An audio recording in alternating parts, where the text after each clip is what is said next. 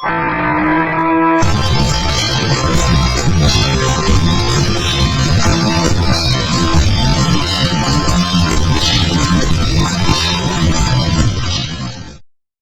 me tell ya, this day is a trip. Alright, let's start. So of course you start with, stabbing yourself in the white space, or blank space, or wherever space. Also, this video contains depression and suicide. Should have said that in my last video, but you get the gist. Anyway, you actually go with Kel, and you get bread from a bakery, and a sandwich from the pizza shop.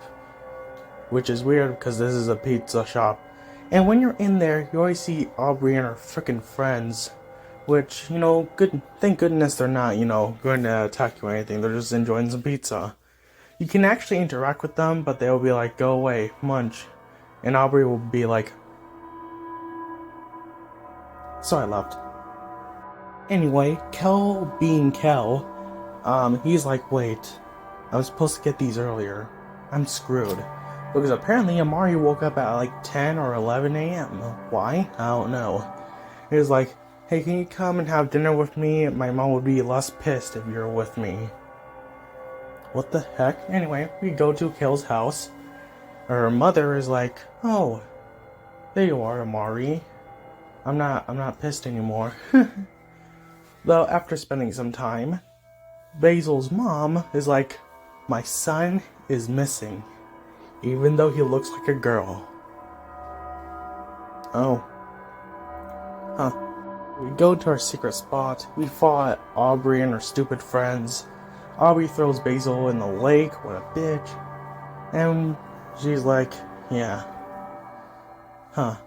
I have to say Basil and overcome the fear of... drowning? Drowning? What? It doesn't make sense. It doesn't.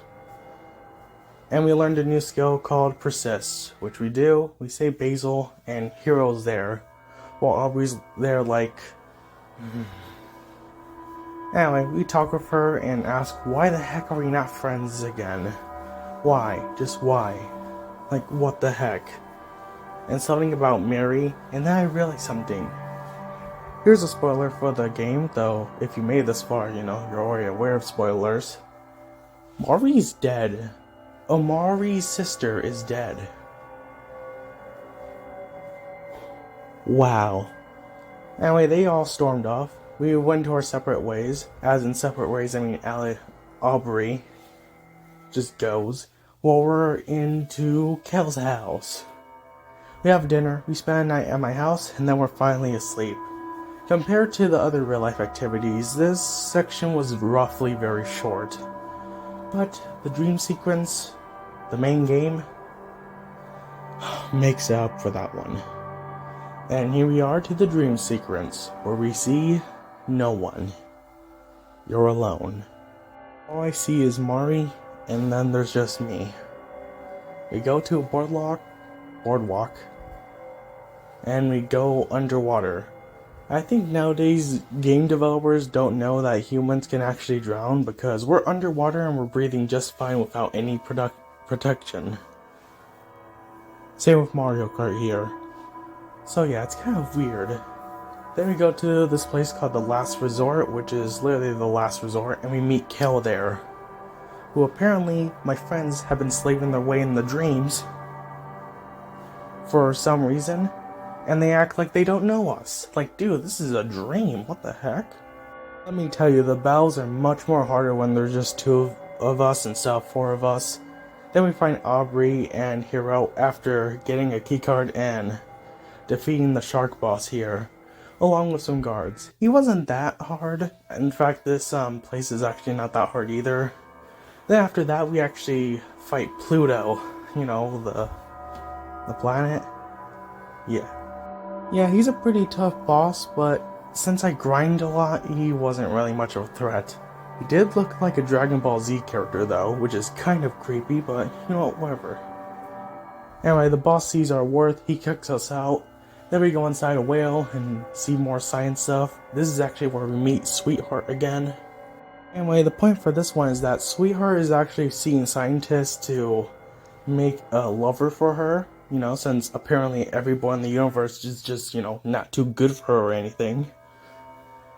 And I relate to these scientists too much. The first one was the second one was close, and the third one perfected Sweetheart's love, but she's like, I ain't having that. Man, is this bitch ever what the? I'm so confused. Is this bitch ever satisfied? There's your lover. Go get her. What the heck? Anyway, Sweetheart just storms off, even though she has $0, so I don't know why she asked scientists to create something for her. You know what this location kind of reminds me of, though? Reminds me of the secret lab from Undertale, if you know what I mean. You know the secret lab? That place? Yeah. Anyway, the battles are a little bit more challenging, but nothing too hard. I gotta say the hardest part in this whole section of the game, which is inside a whale, is the frickin' puzzles.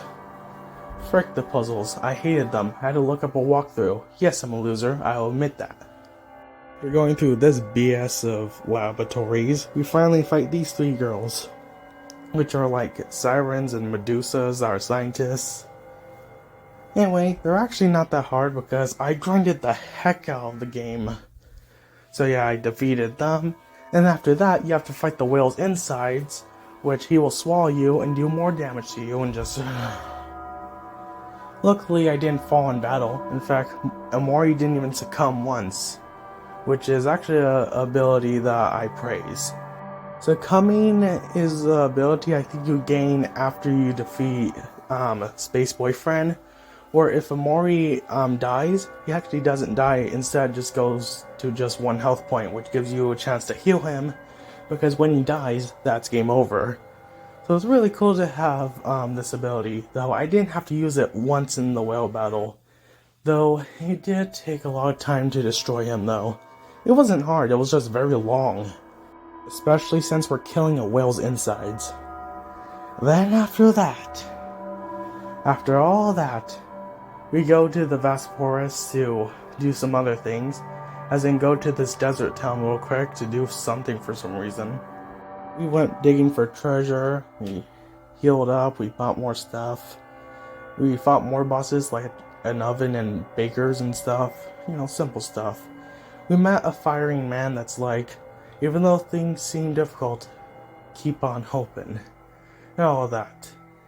Then after all that, we went to a floating island where we beat up a kid in its kite, I know it's weird, and got a keyboard. So you know those keys that you get in the game that has letters on them? Yeah, you need them to complete the game. So I spent a few minutes to hours getting them in other places. Finally did, and now this is where the game gets serious. Now the reason I haven't talked much about the RPG stuff, because this is what's really, here to talk about. This is what you need to talk about right now. This is the main part of the game that I need to show you. And the reason I feel depressed is because, well, this game has a pretty depressing side to it, even though that's kinda obvious, since this game came out 2 years ago. There's a cutscene of Basil's house, and there's one moment that I need to tell you before this. In the midway of the whale, everyone starts to forget who Basil is, and even the border. I'm playing the Nintendo Switch version, so there's a border with the characters. But midway, when they forget Basil's head in the photo actually turns into a flower, like we're forgetting Basil and who to find. Now we're just on an adventure for adventure instead of, well, finding Basil. Anyway, after going through a bunch of dark places, you finally get back to the white space after spelling blank space in the keyboard thing. We had to find keys to open other doors, and I will say, some of these places are a trip. One that hurted me was there was this place full of dark trees and watermelons where you finally found basil, but then in the middle of it, basil gets smashed into a million pieces and there's blood in the floor, similar to a watermelon. Just before this, we actually walked near some dead plants trying to find basil, and each plant represents a different character. The sword flower is Avery. The cactuses are kale. Omori is white flowers, actually. So yeah. The sunflowers are for Hero. The roses are Hero, and the lily is for Mori. After collecting all the keys there, we actually